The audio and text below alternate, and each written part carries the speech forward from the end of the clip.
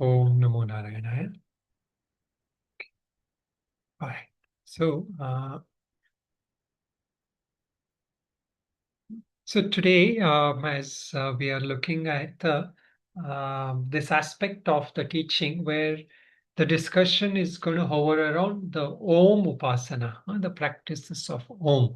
So, I'm going to explain here the different approaches, meditations, practices, contemplations related to Om. So we will have a overall idea. But first, before we do that, the one thing, as I mentioned last, I was probably not clear in last class. So when we say the word Akshara Brahma, which is the name of this chapter, Akshara Brahma Yoga. So in the Akshara Brahma, I had mentioned at the beginning that it is not about Akshara doesn't represent Om, but it represents that Supreme Brahman, meaning it is that Brahman which is never subject to change, never subject to any modifications. So that Brahman is mentioned. However, when in that shloka 11, when the word Akshara came, Yadaksharam Veda Vido Vadanti, so there I know I might have mentioned that this represents Om. So here, Akshara here as such will not represent Om. But Om can be used as a Upasana to reach the Akshara Brahma. So later on, he's going to explain how Om is a practice, meaning the working with Om, using Om as the japa, as meditation, as contemplation, can take us either to Saguna Brahma or directly to that self or Nirguna Brahman. So that how that will happen, we will look as we go further. One more point when we are looking in this chapter, the main focus of this chapter is going to be, as I had mentioned, on Upasana. But however, the importance of this Upasana is all subject to answering this question on how one should be able to contemplate on that Brahman, Nirguna Brahman or Saguna Brahman at the point of death. Because that what we are contemplating, meaning the cumulative effect of all our sadhana in our life, will bring us to that point of death, whether we die suddenly or we die slowly, consciously also. That cumulative effect will generate a certain thought, a certain impression at the point of death, in that subtle mind. So, so that is what one is going to attain, because there was somebody would ask me some question and I thought I'll just clarify that. So the Om that was mentioned, the Akshara that was mentioned in the 11th shloka is about Akshara Brahma only. But later on, he's going to connect that to the Om Upasana. Okay, so now one point regarding Om. There are several questions that have come in Upanishad. Well, what is Om leading to? And even in Patanjali Yoga Sutras, there is a lot of discussions on use of Om, especially related to Isvara Pranidhana. There are some shlokas that come, some sutras that come right after he talks about Ishvara Pranidhana. So the first one is he says Tatra Niratishaya Bijam Tatra Niratishayam Sarvagnya Bijam. That is Ishvara. He is that Sarvagnya, all-knowing, omniscient, and ever-present being. And he is the Guru, he is the first Guru. So how do you invoke this Ishvara there? It was mentioned, Tasya vācakaḥ praṇavaḥ. The symbol, the word vācakaḥ. Vācakaḥ is that word or the symbol. Vācya is that what it is symbolizing. I'd also mentioned one more terminology last class. Anybody remembers? Similar to the symbol and that which it symbolizes. Vācārtha Lakshartha, is that? Vachyartha, lakshartha, yeah, you can loosely use that too, correct, yeah. Huh? There's one more I'd mentioned in Gita class. Yeah, vachyartha is also same, that which is thing, and lakshyartha is that which is symbolized. Which one are we referring to? Okay, so I'd mentioned these words, which is called abhidhana, abhideya. Abhidhana. So all these are different terminologies, even if you don't get it. So the one that is used in Yoga Sutras, Patanjali Yog Sutra is Tasya vācakaḥ praṇavaḥ. Pranava means Om. Vācakaḥ means the symbol. So when he says Om is the symbol, then what is it symbolizing based on what I told? What is it that it symbolizes? Either Saguna or Nirguna. It symbolizes Isvara. So when we are saying Isvara Pranidhanadva, when it is said through the worship of Isvara, you can attain that highest samadhi. It is mentioned in Yoga Sutra. The highest samadhi, the facilitation of attaining the highest samadhi, samadhi siddhir Ishvara pranidhanat. It is said there. So the samadhi, the attainment of samadhi, the highest samadhi is possible through Ishvara. Then how do you get to Ishvara? The Ishvara is at Saguna Brahma, of course. But how do you get to that Ishvara? That Ishvara is attained through Om as the practice. Then it goes on to say there in the Patanjali Yog Sutra, Tajjapas tadarthabhāvanam. So japa means repetition, meaning repeated practice, repeating, training the mind on that word Om, Tajjapaha.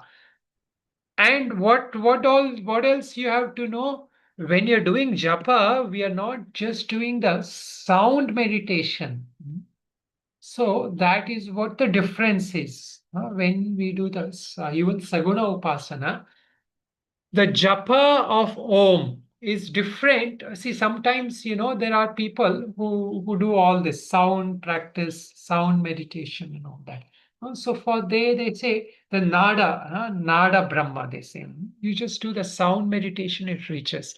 But in the Yoga Sutra, it says tadarthabhāvanam. You have to have that clear clarity. What is the artha? And develop that feeling, that attitude of worship. So through Om, I'm not just doing some mystical sound repetition. I'm doing that name of that Lord. I'm invoking that Lord. I'm trying to attain that Lord. So then the Om becomes a Upasana. Otherwise, it is just like a jap, any kind of a practice. So here, this point is what we are going to be looking at as we go in this. So in this, this is one. This is one actually. The other one is that same Om, which can take us to Saguna Brahma. Through that wisdom, through that understanding, it can also attain the Nirguna Brahma. So that is why in Mundaka Upanishad it comes, Etadalambanam Shreshtam, Etadalambanam Param. This is the highest alambanam. But it is also the lower alambanam, meaning Saguna Brahma Upasana. If you do Saguna Brahma Upasana, what happens? Meaning if you do through bhakti, devotion, surrender to Lord, worship to the Lord, what happens? So that one is mentioned there. It says, Etad alambanam jnatva brahmaloka mahiyate. So you attain the Brahmaloka. So Brahmaloka is the highest loka. And especially if you have gone there doing Om Upasana, from that Brahmaloka, you don't have to return. But if you go to Brahmaloka through other Upasanas, you will have to return. But going to Brahmaloka does not mean complete liberation. You have to stay in Brahmaloka until Brahma attains freedom. So there you have to stay and you have to study, get jnana. So if you don't study here, you have to study there. But the upasana will take you there. The upasana, Brahmaloka upasana can take you all the way. So this is a Vedantic thing of all for all bhaktas, those who are involved in bhakti or through Om, they can attain all the way to Brahmaloka. Now, it goes on there to say in the other Upanishad, Prashna Upanishad that comes, Yetadvai satyakama param cha aparam cha brahma yat omkaraha. Yeah. So there, that Satyakama asks, how can I attain that? Where does the Om take me? If I practice Om, where do I go? So there the teacher tells him, param cha aparam. Param is the highest. Param means that you don't have to come back, and it is complete liberation. It is not gradual liberation. It is complete liberation, meaning immediate upon realization or upon the end of this body. You get complete realization. That kind of thing is param, param Brahma. Then there is apara Brahma, para and apara. The apara Brahma, what happens? This is where those who do the Saguna Upasana of Isvara through Om, they will attain that. But yet, I have mentioned that the Saguna Brahma Upasana can also be done with the idea of Nirguna. Anybody remembers how can we use what is the method and what is the purpose of that? Using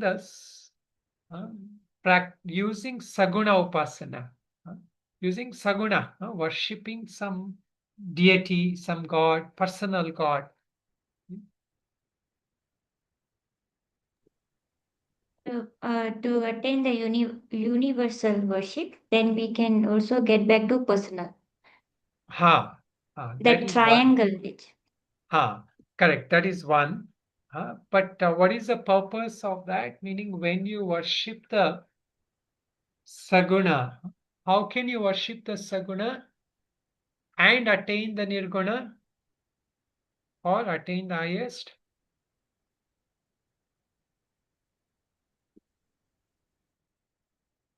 Okay. So this I've explained.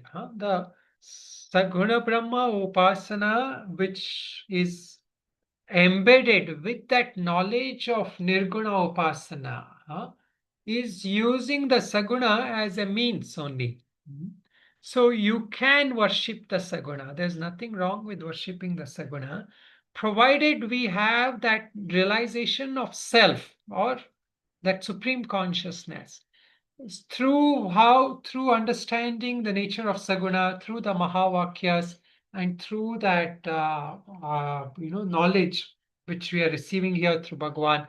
So we understand that in worshipping that Saguna, with that wisdom of that self, Atma Tattva, then it is not just a regular Saguna Upasana. That Saguna is a means to attain that self, to abide in that self. So yeah, see, all this is important. Otherwise, it becomes hard to go back again and again. We will have to keep up with that previous teachings. That it builds on, and as we go further in the chapters, all those we studied is important. Okay, so let us now look at that. This Om practice, how does it take us to this realization? So first we can chant the shlokas. So we will start from here. We have chanted this last class, but let us chant from here. So please repeat after me. Yadaksharam Vedavido Vadanti Yadaksharam Vedavido vadanti Vishanti Yadyatayo Vitaragaha Vishanti Yadyatayo Vitaragaha Yadachanto Brahmacharyan Charanti Yadichanto brahmacharyam charanti tatte padam sangrahena pravakshye. Tatte padam sangrahena pravakti Sarvadvarani sanyamya Sarvadvarani sanyamya mano hridi nirudhya cha Manohridi nirudhya cha Mūļņādhāyātmanah prāṇam Mudhyātayatmanah Pranam pranānam āstito yogadhāranam Asthito yogadharanam yogadharanam Om ityekāksharam brahma Om ekakshara brahma vyāvaran māmanusmaran Vyavaran Vyavanmamanusmaran mamanusmaran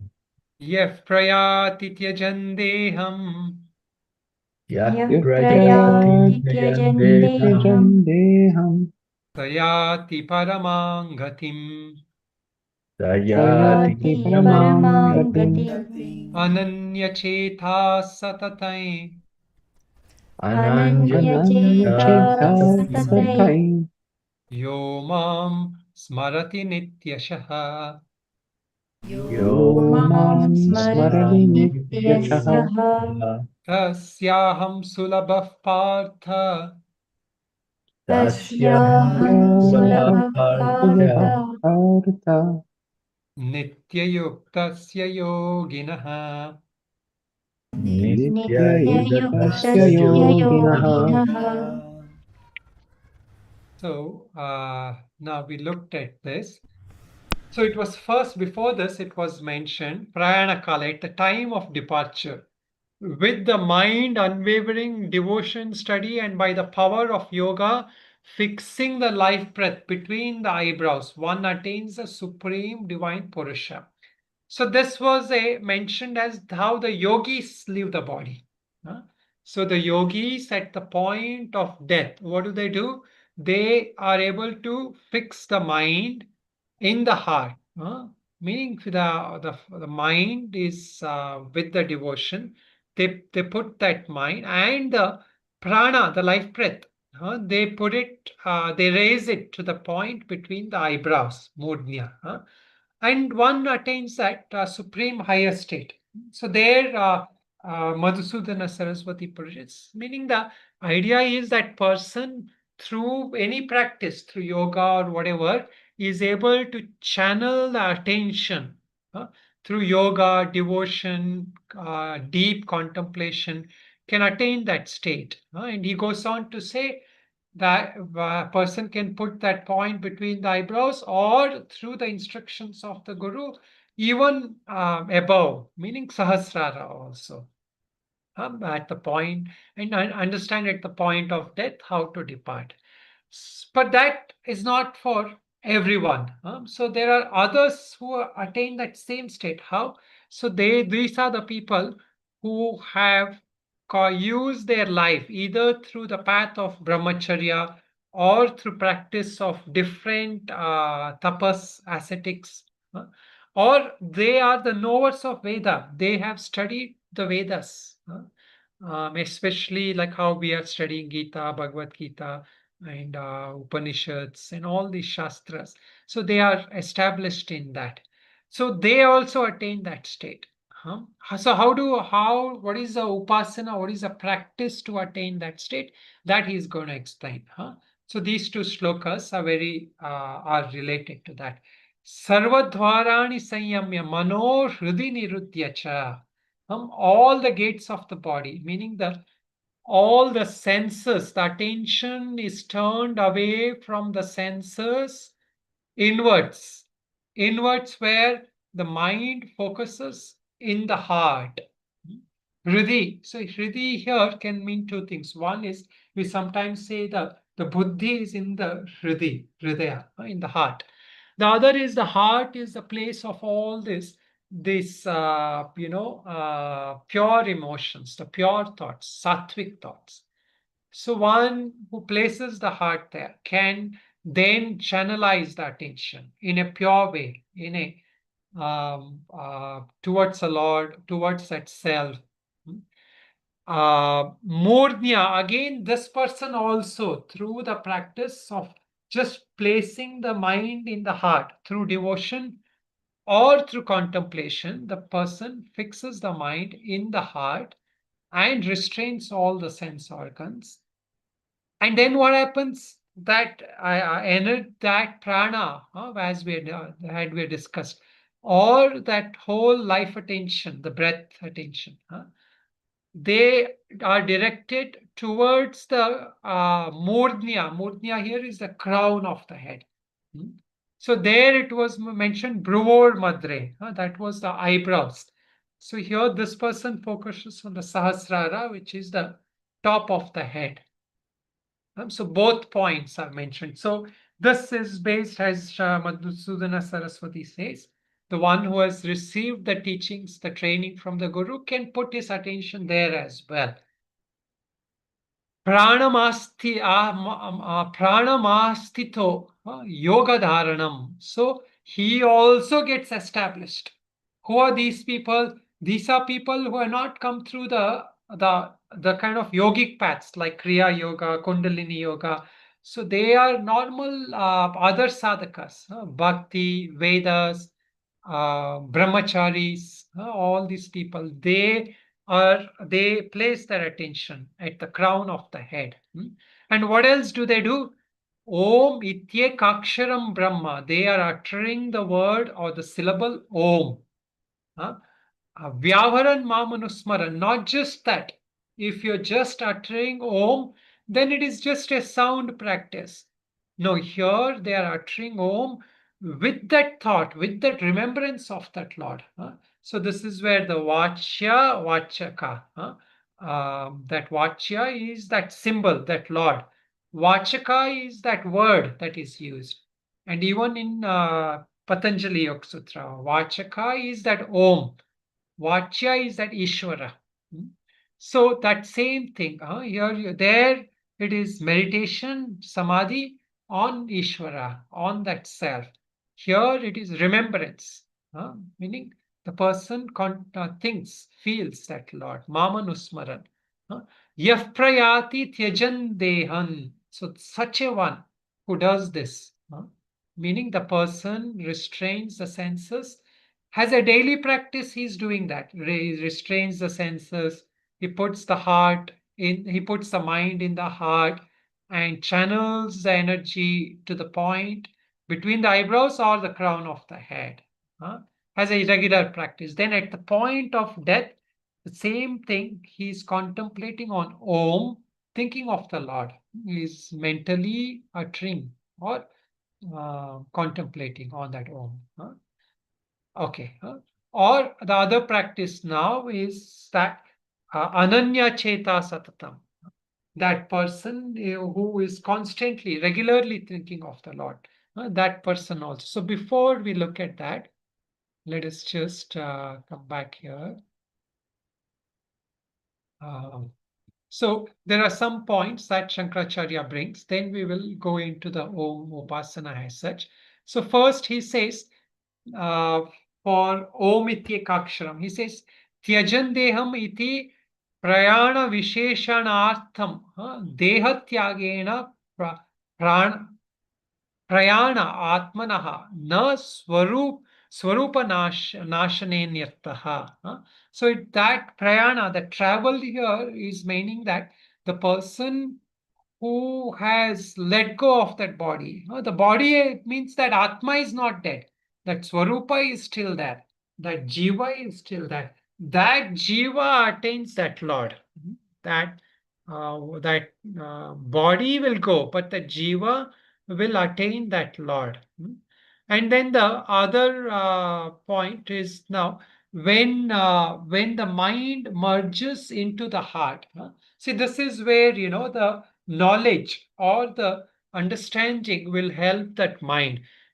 The ability of that mind to merge in the heart, means it is resolved. It is not subject to too much wavering. There is enough shraddha, there is enough wisdom, either through Saguna or Nirguna, that shraddha is clear, and the ability to keep that restless mind concentrated on that heart, which he has practiced before. What was the way the Lord said one can practice? One has to restrain the mind.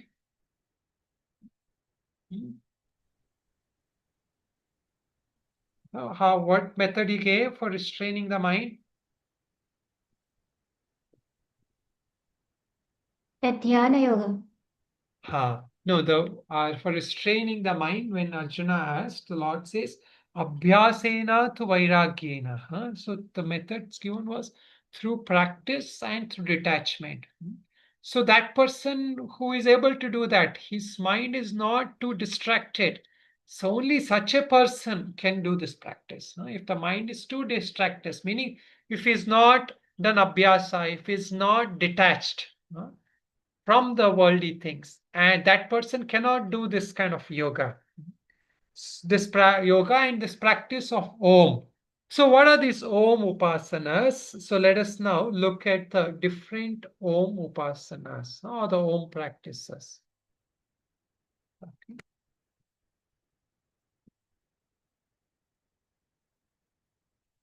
Okay. Are you all able to see this? Yes, Swamiji.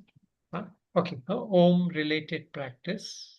Okay, all right. So the first one here is what we know in a more common spiritual language is the meditation on the sound of Om. So there, what we are doing from the meditation on the sound of Om, we are going into that silence. So there it is good practice. It helps calm the mind. It is like a yogic practice also, and it is the Nada Brahma Yoga also, they say, where the mind resolves into that silence. But what happens? That mind after that meditation comes back to its normal samskaras. The samskaras, the patterns, they're still there. The person will again have that same kleshas, that same karmic things, all that things are there. Why? Because that Om was not used as a symbol, as a pratika to that Ishvara. That Om was used, it was not used as a vācakaḥ. It was only used as a experience itself, as a sound itself. Then that sound at best, because Om is the most subtle sound. Om is that first sound of all sounds, right? The primordial sound, the fundamental sound. So that sound has the potential to lead us to that silence. But without that connection with that Ishvara, meaning without keeping that Ishvara or that Lord in mind, then it is just a meditation on Om. Now comes Om Upasana. What is Om Upasana? In this Om Upasana is what I'm saying. The Om is used as what is called as this vācakaḥ or pratika. So vācakaḥ means word, symbol. Tasya vācakaḥ praṇavaḥ, as it says in Yoga Sutra. So it is a word, a symbol. So you are using Om not just as that sound itself, you're using Om as a means to meditate on that Lord, to have that feeling of invoking that Lord. So then Ishvara becomes the Vachya, meaning that to whom that word is symbolized. Like if I call one of you by your name, or you call me, like Swamiji or Nirgunananda, you say. So the name is representing me, right? So I'll say yes, because that I am the Vachya of the word Nirgunananda. So similarly here, Om is that Vachya of whom? Of Ishvara. The Ishvara doesn't have that's one specific name, right? He can have any names. but that name is that one that symbolizes him the close. So this upasana, so here you can go back to Om practice, listening to Om with that notion, with that understanding, with that feeling. You meditate, you repeat, you do japa. Now you're doing the japa with that artha of Om. Then what happens? It leads you to that liberation. How? Through krama mukti. This is the process of gradual liberation, meaning stage liberation in stages. So you are freed from samsara, but you will stay in Brahmaloka until the Brahmaloka comes to an end. So that is the process of gradual liberation. Now comes the Om contemplation. How do we do Om contemplation? So this contemplation is possible only after Shravanam, meaning once you have the wisdom, once you have understood the teachings, then only you can do this contemplation. So here we are, when you do this Om, you have to, there is more deeper teachings which comes in Mandukya, where the three syllables A, U and Ma, they represent our different states such as waking, dreaming and deep sleep. And then there is a silence after this, and that is a Turiya. So that Turiya is that things you reach through that Om contemplation, the Vichara Om, based on that understanding, that manana that you can do based on the understanding using that Om. That takes us to that Turiya, which is the Nirguna, Nirvishesha, that highest Brahman, Parabrahman. And that is also sometimes called as the Sadyo Mukti, the final liberation. Okay. So these are the means how Om is used for different means. The Om can be used as a Saguna Upasana or as a Nirguna Upasana.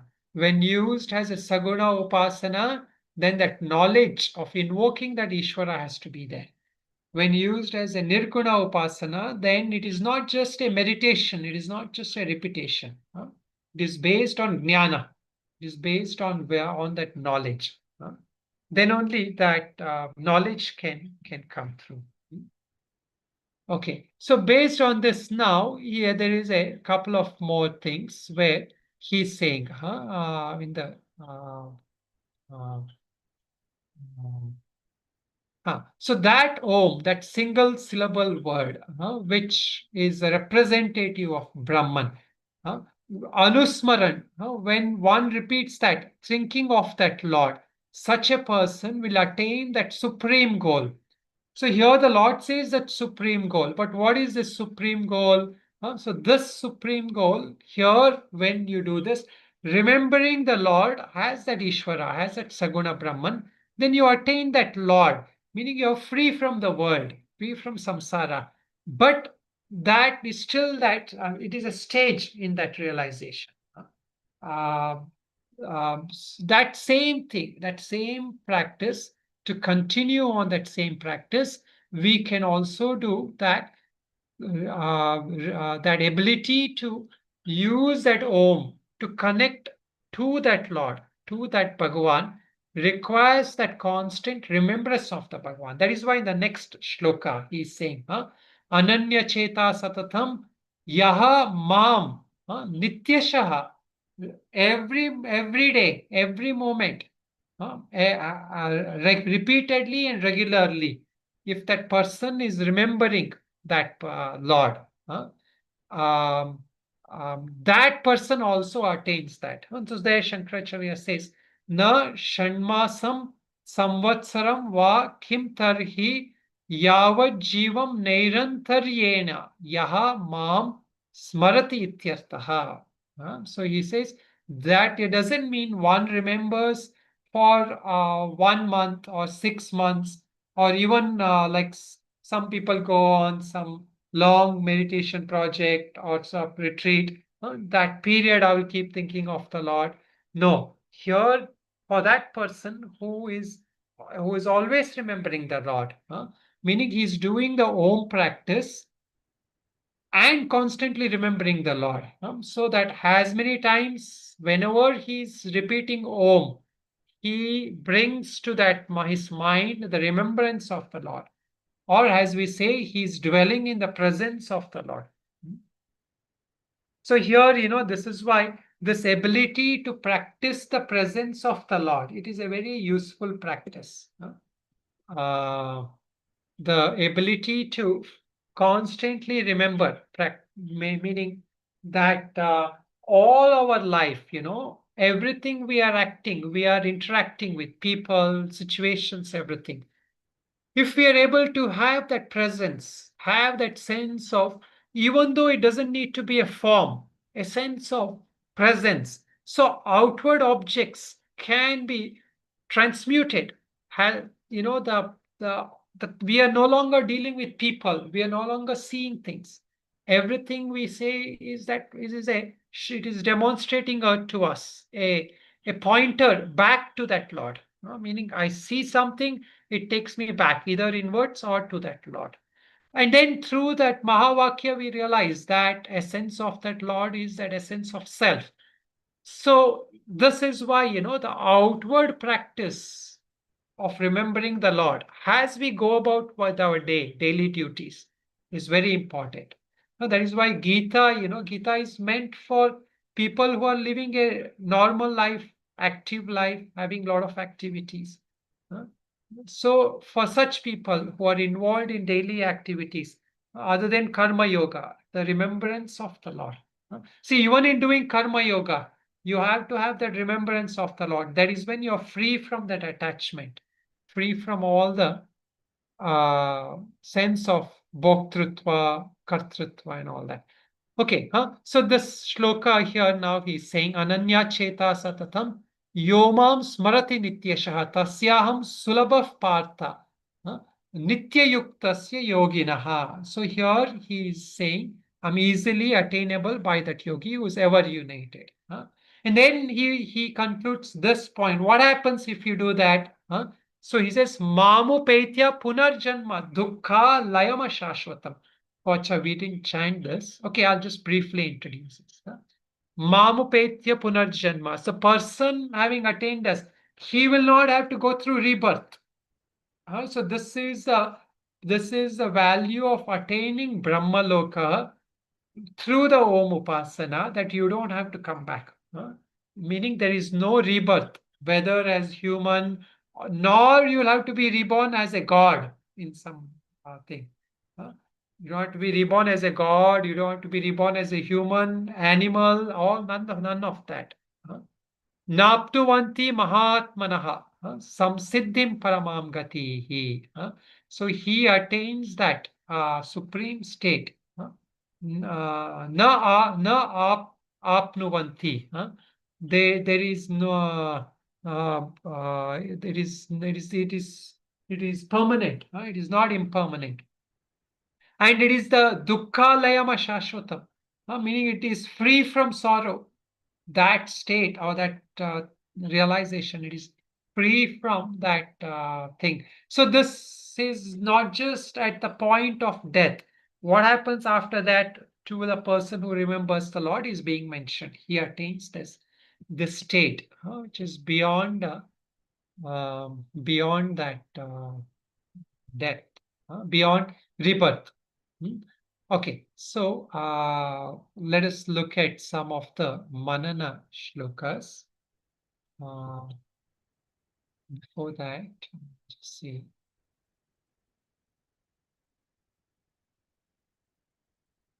Okay. Manana, somebody can read? Can someone read the Manana shlokas?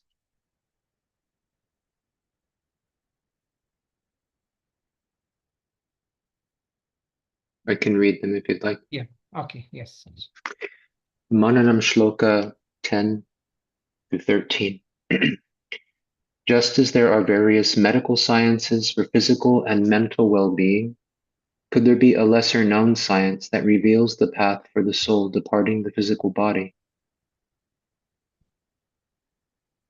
Do my doubts and lack of trust about the afterlife and reincarnation deter me from undertaking any investigation on my own?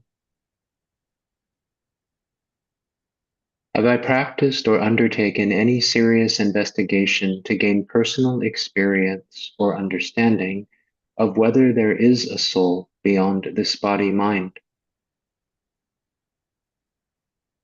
Have I explored whether there is a supreme entity and what its nature may be, which we conceptually refer to as God? So here, the nature of connecting this Om Upasana to this aspect of, attaining something beyond. So the main point again is this. Why are we doing this? So that the purpose of this life through these upasanas helps us to reach that point in life where we can contemplate at the point of death on that Lord. And what happens? What is the result of that? That we become free from afterlife. We become free from, meaning rebirth, and we attain that state. So this sense of understanding of afterlife, freedom from reincarnation, has to be cleared so that it will be a great motivation for the sadhaka. So sometimes, even if we don't have complete faith, what if there is no afterlife? It's good to just take it as it is, and then, it gives just an added benefit. One is to live through this life properly, to make the most of it. And second is that as the point of death also, even if we don't attain complete liberation in this life, there is at least the possibility that if we have to come back, we come back in a very higher state. So we come back to the teachings faster. We come back to this practice faster. There isn't much time wasted in coming back to that and abiding to that. So that is the benefit of all these practices, because we can see in this life also, however early you come in life, you will always feel like I could have come earlier, once you get on the path. So, okay, so this much only we will do, because the next set of topics are related to different topic. Any questions, anybody? Swamiji, Yes, I hear you. Yeah. can you hear me? Can you hear me? Yeah, it's mild, but it's okay. I can hear you. When you say to practice in Saguna Brahman through the Om, we need to make some image or visualize the Om. How is the contemplation of Saguna Brahman? So Saguna Brahma, it doesn't necessarily need an image. It can be sakara nirakara. It can be an image, or it can be form or formless. Unlike Saguna Nirguna, that Isvara can be with form or without form.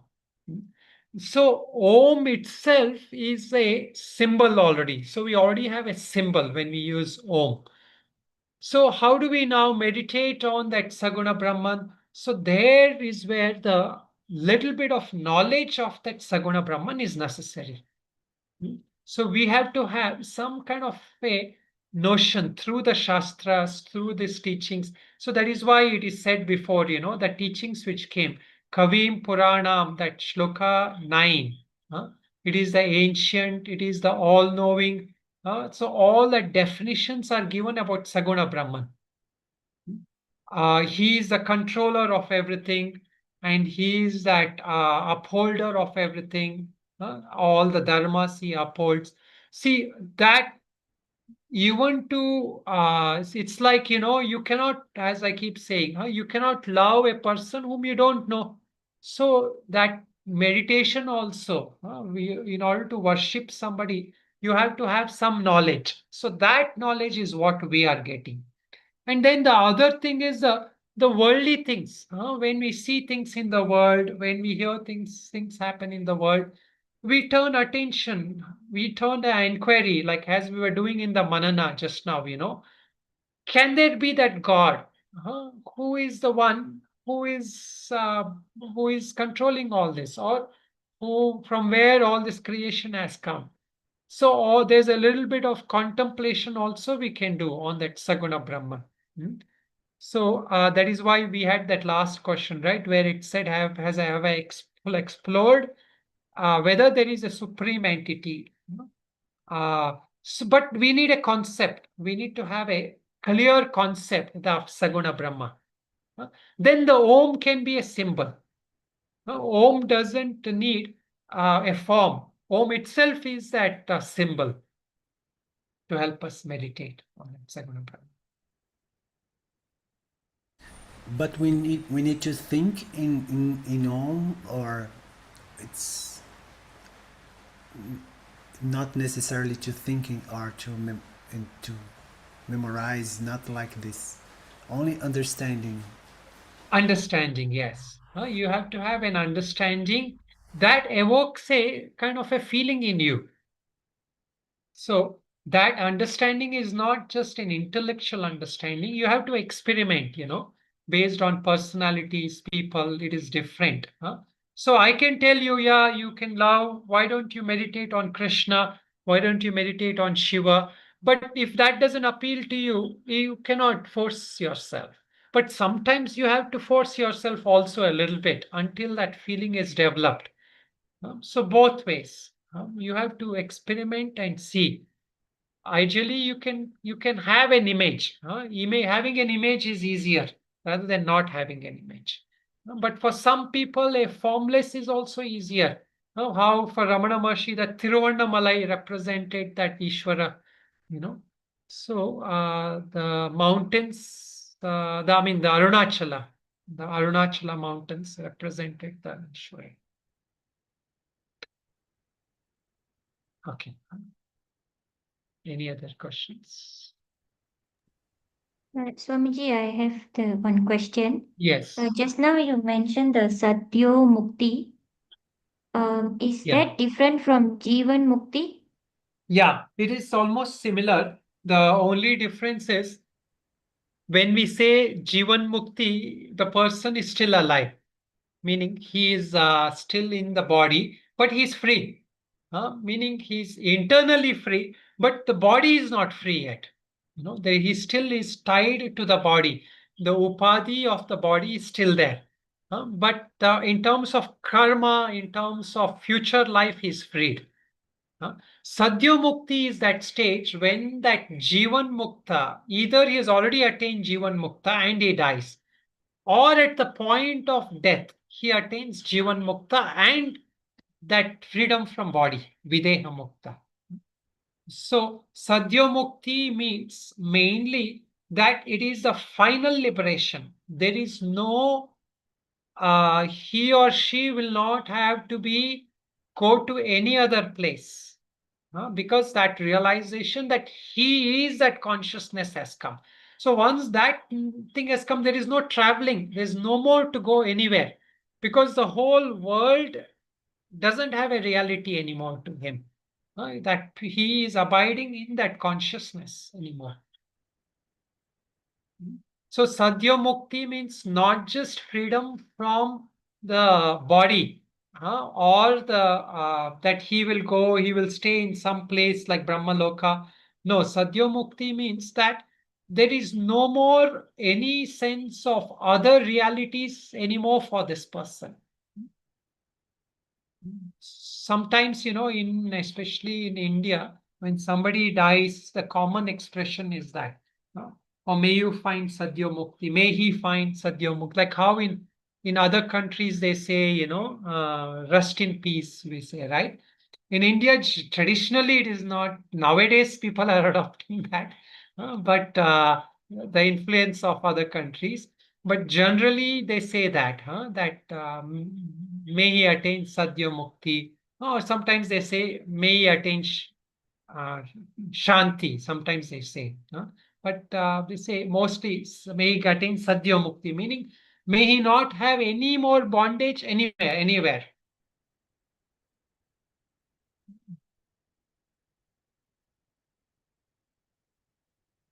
Okay, huh? All right. Anybody has any more questions? Swamiji, I have Yeah. a question. Yes. Vācakaḥ is words and symbol, and praṇavaḥ? What do you say? Praṇavaḥ. Praṇavaḥ.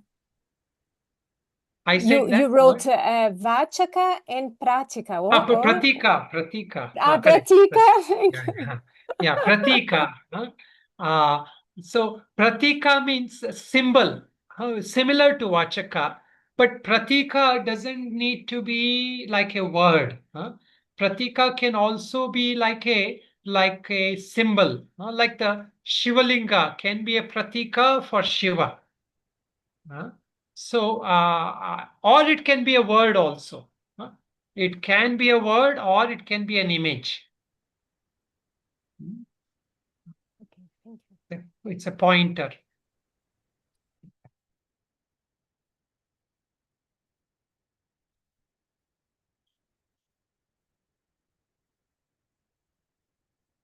Okay. All right. So basically this chapter, it is so this points we are getting, these are not just they are not techniques. So we have to remember, especially as Diego was asking, right? It is not just like it is not that Lord is giving him. Gita is not based so much on a technique or a method. So this is kind of a little, we can say, like a higher level of sadhakas who come to that. Initial level of sadhakas who are interested in techniques, method, so they will go to some normal kind of teaching nowadays. These are easily available.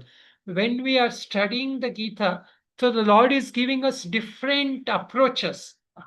So he uses here, like you repeat Om, you think of the Lord, but how you do it and how you are able to evoke that is where we have to try, or we have to talk to some guru or some acharya, somebody who, if you want a kind of personal help. But the idea here is that it is not just a like a one technique. So sometimes some people have also asked me, what is the technique to think of at the point of death? See, whatever techniques you will think of, that at the point of death will not work, may not always work. Why? Because that brain-based memory is dying. Most of those techniques are brain-based memories.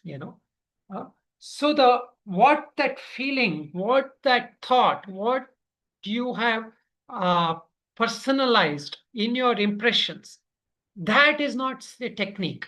That of course a technique can be a trigger to arise that, but at the same time the more important thing is that that remembrance of that Lord. Those things doesn't require a gross brain. They're the softer mind, which meaning that subtle mind. They are there. So our goal in our life is why we are emphasizing wisdom, why we are emphasizing this bhakti, or even that ability to change that impressions, is because through all those practices we are doing, through all those abhyasas, we should be in that constant memory of that Lord, or constant abiding in that self. If that happens, then that point of death, it will come naturally, because it is that subtle mind which will come awake at that point, at the point of death. At the point of that is not the gross brain. So we will not remember the names of our family or things when the senses stop operating. But we will have that impression of that Lord, that identity of who I am. Those things will be there. And if that impression is a dominant impression which comes to the surface of your mind, then you're free. It's life. Swamiji, Okay. Are you telling us that it has to turn into a samskara? What I Yes, practice? correct. It has to become the most dominant samskara.